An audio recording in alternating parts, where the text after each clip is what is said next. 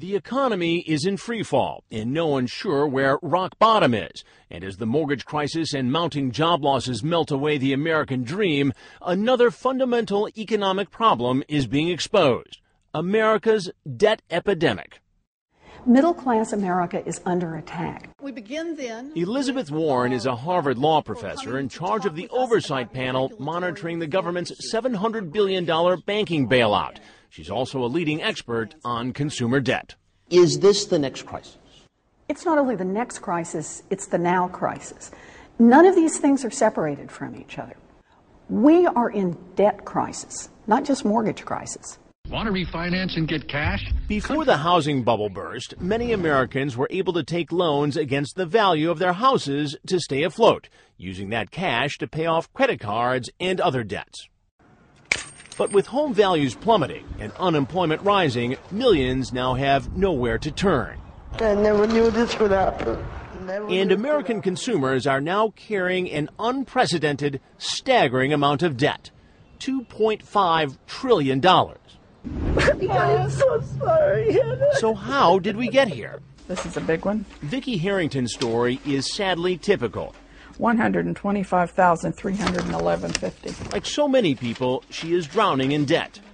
Our telephone was shut off. Our cable's been shut off. Our electric's been shut off. Not long ago, Vicki and her husband Jim were doing fine with two steady paychecks. Vicki's son Ryan was in his first year of college. We were doing okay.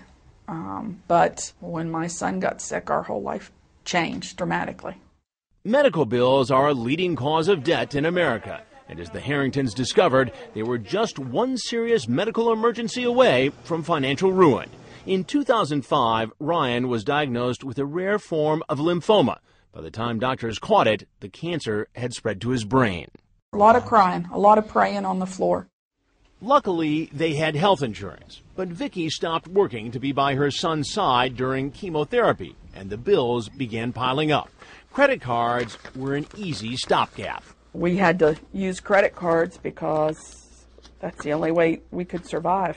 And when Ryan's treatment topped $2 million, their insurance maxed out, and the really big bills started rolling in. These bills are for chemo again, $111,375. Yeah. The good news is that Ryan's cancer is in retreat. He's in remission and back at college. But the illness has left the family destitute. And how much outstanding medical debt do you figure you have as we sit here today? $100,000. $100,000. Mm-hmm. Halfway across the country in Minnesota, the Snyder family is in economic freefall for another reason: job loss. How stressful is this for you? It's very stressful. You think about it every day.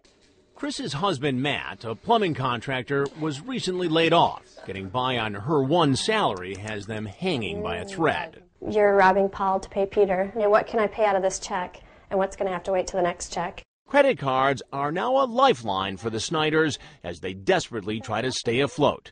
Like so many victims of the economic crisis, they're also struggling to hold on to a home that's worth less than what they paid for it.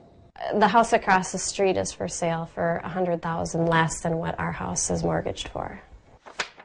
They've also got a car loan, student loans, and credit card debt that's $25,000 and growing.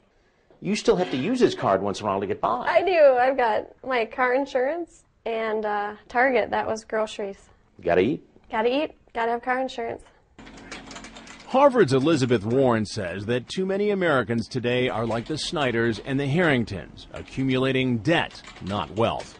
Should we feel sorry for people who are buried in credit card debt?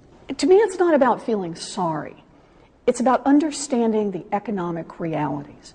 The median American family has tried to hold on to an American dream that their parents could easily afford on one income, and today's family can't pay for on two.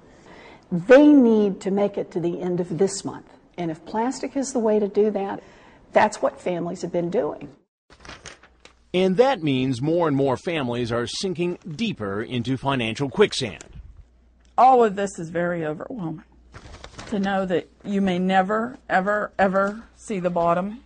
How long is it going to take you at this rate to pay off that credit card? I'm on the lifetime plan at this point. I'll probably be retired. So who's profiting from this lifelong cycle of debt? We'll show you how the credit industry makes debt pay. The credit card companies have put the loan sharks out of business. And we'll go inside the debt collection business to see how far some will go to get a piece of the action. So